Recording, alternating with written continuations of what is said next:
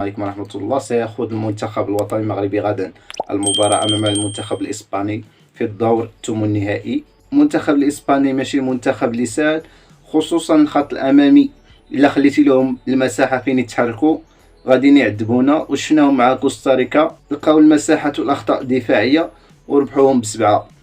ومع اليابان تعذبوا مزيان وخسروا الماتش حيت لقاو التنظيم الدفاعي ديال اليابان كان مزيان.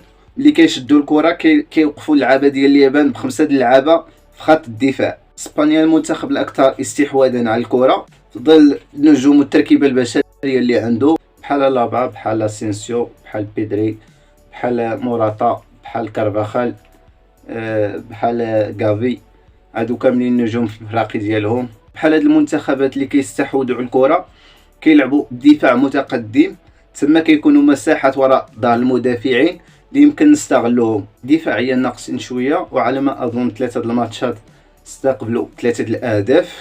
على بال اللاعب اللي كيطلع باش يعاون المهاجمين وكيخلي البوست ديالو اللي خصنا نستغلوه في الهجمات المرتده، خصوصا زياج اللي كاين في الجهه ديالو، حيت ان شاء الله غيجيونا فرص وخاصنا نستغلوهم ونكونوا مركزين قدام الشبكه، وخاصنا نكونوا مركزين دفاعيا 100%، وما خصناش نديروا الاخطاء حيت اللاعبين مع الخصم اللي ما كيرحمش وغيبغي اي هديه جاتو غيبغي يستغلها وغيبغي يردها هدف.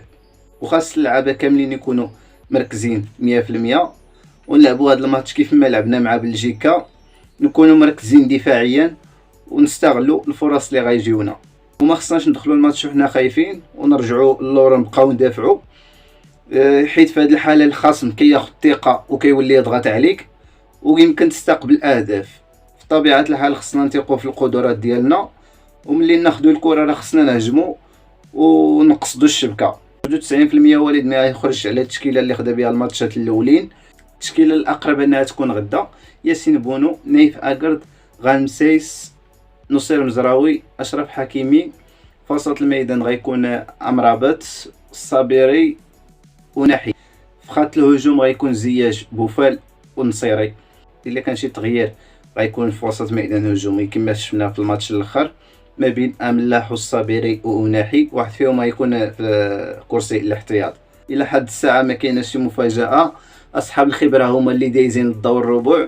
نتمنى ان المنتخب المغربي يكون مفاجاه هذه النسخه ان شاء الله، لما لا نكتبوها في التاريخ ان شاء الله، وهذه تكون لاول مره. ونتمنى نمشيو لابعد نقطه ويفرحوا المغاربه كاملين ان شاء الله. ما تنسوناش من الدعم ديالكم، والسلام عليكم ورحمه الله.